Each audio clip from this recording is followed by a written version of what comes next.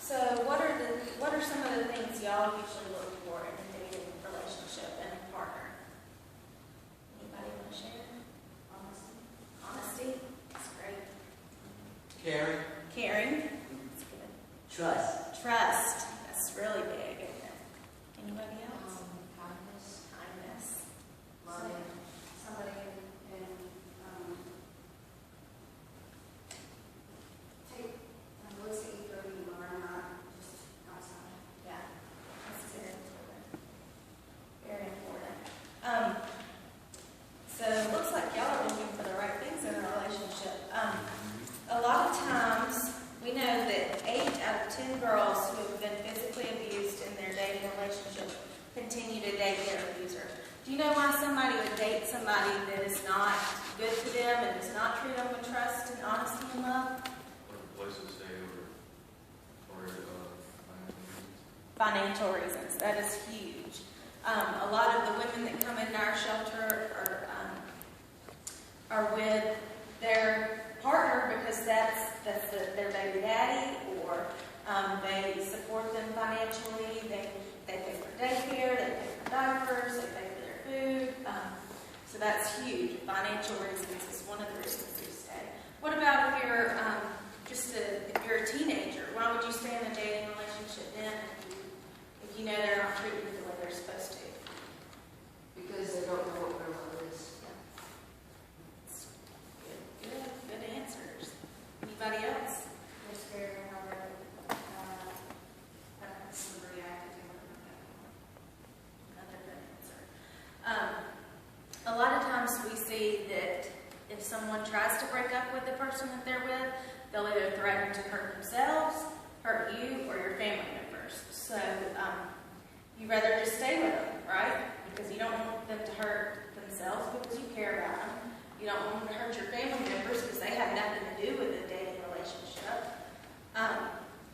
So that's a big reason as to why we see people stay. And I oftentimes say that the woman, that we've seen more and more cases of the guy being the one that's being abused by the woman. And it doesn't necessarily have to be physical, but it can be verbal and emotional as well. So that's what I'm here to talk to y'all about today, is the different types of abuse.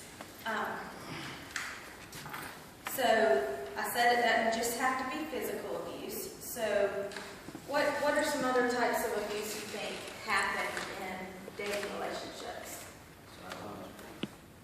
Do what? Psychological. What did you say? You didn't say anything? Okay. That's great. So what do you think would take place in psychological abuse? Do you know?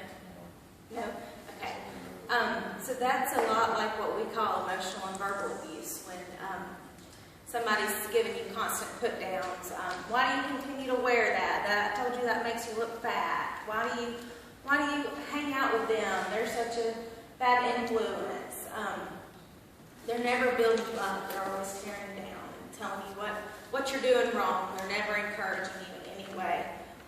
So that's one of the ways that they control you. They always tear you down so that you think that you're not worth anything to anybody else. What's another one?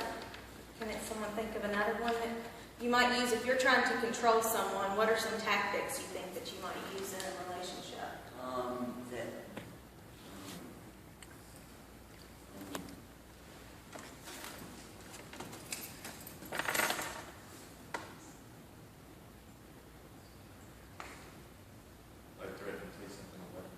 Yes, that's a great one.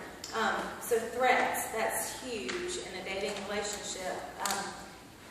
That they'll make threats, just like we talked about before. They'll threaten to hurt your family. They'll threaten to post a picture that you might have shared with just them for only them.